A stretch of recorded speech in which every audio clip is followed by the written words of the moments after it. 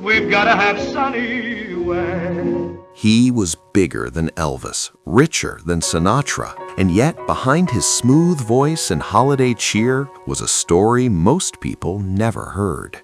Bing Crosby's voice became the soundtrack of American life, from wartime broadcasts to cozy Christmas mornings. But while the world was listening to White Christmas, behind the scenes, Bing was quietly building one of the biggest fortunes in entertainment history, worth nearly $400 million in today's money. And along the way, there were broken homes, tragic deaths, family secrets, and business moves that would shock even the sharpest entrepreneurs. This is the story they didn't tell you. Before he was Bing, he was Harry Lillis Crosby Jr., born in 1903 in the blue-collar town of Tacoma, Washington.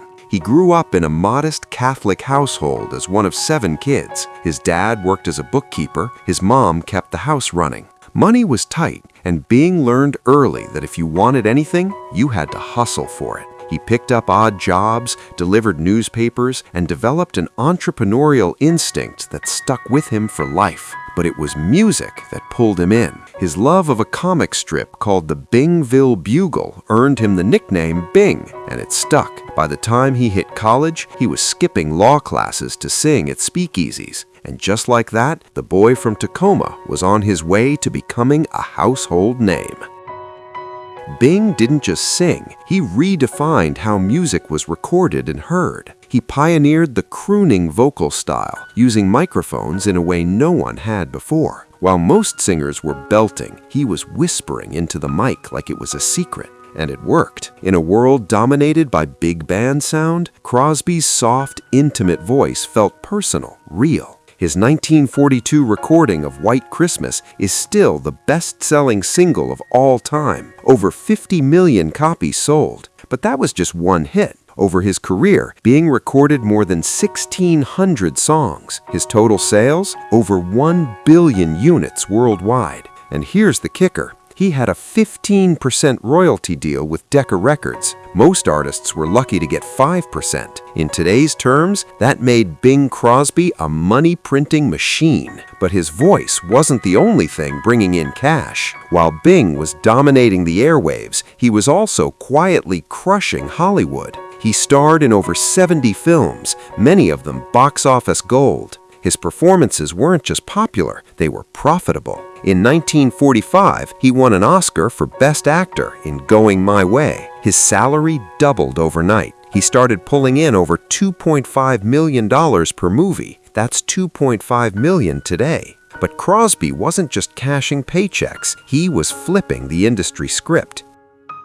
He negotiated contracts that gave him a cut of the profits, control over music rights, and licensing revenue. His Road 2 series with Bob Hope brought in millions, and because he had back-end deals, Bing kept earning long after the movies left theaters. He wasn't just an entertainer, he was a businessman who played the game better than anyone. While the money was growing, so were the cracks in his personal life. Bing was married twice and had 7 children. His first marriage to Dixie Lee was riddled with tension and alcoholism. His parenting? Strict. Some say too strict. In 1983, his son Gary dropped a bombshell, a memoir that claimed Crosby was physically and emotionally abusive, handing out what he called Tuesday night beatings. 2 of Bing's other sons confirmed parts of the story. Others denied it, but the damage was done. Over time, 3 of Bing's sons, Gary, Dennis, and Lindsay, took their own lives, each struggling with addiction, depression, and the weight of their father's legacy. Yet his second family painted a very different picture. With his second wife, Catherine, Bing was calmer, more present, more loving.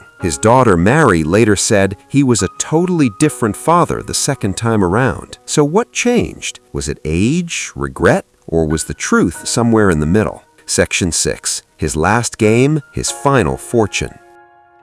On October 14, 1977, Bing finished a round of golf in Spain. He smiled, said, "That was a great game of golf, fellas," and moments later, he collapsed and died from a heart attack. He was 74. But Bing didn't just leave behind a musical legacy. He left behind a financial empire. His estate was valued at $50 million, roughly $400 million today, and included royalties from over 1,000 songs, a vast real estate portfolio, TV production royalties, oil and gas investments, a rare wine collection worth over $2 million. And it was all strategically structured. Bing had set up trusts and investment vehicles long before his death, making sure his heirs would continue to benefit if they could handle it. His wife Catherine got about 40%. The rest was divided among his children in shares, but not all of them were equipped to manage the wealth or the pressure. So how do we remember Bing Crosby? As the warm voice that brought families together every Christmas? As the savvy businessman who built a $400 million fortune from scratch? Or as the complex father whose personal life left scars his money couldn't heal? The truth is, he was all of them. He shaped music, film, fashion, and technology. He gave the world a sound it never forgot. And behind every smooth note was a mind constantly working, building, planning. Maybe that's the real story behind White Christmas, not just a dream of snow, but of a man who dreamed of freedom, success, and control, and somehow got all three.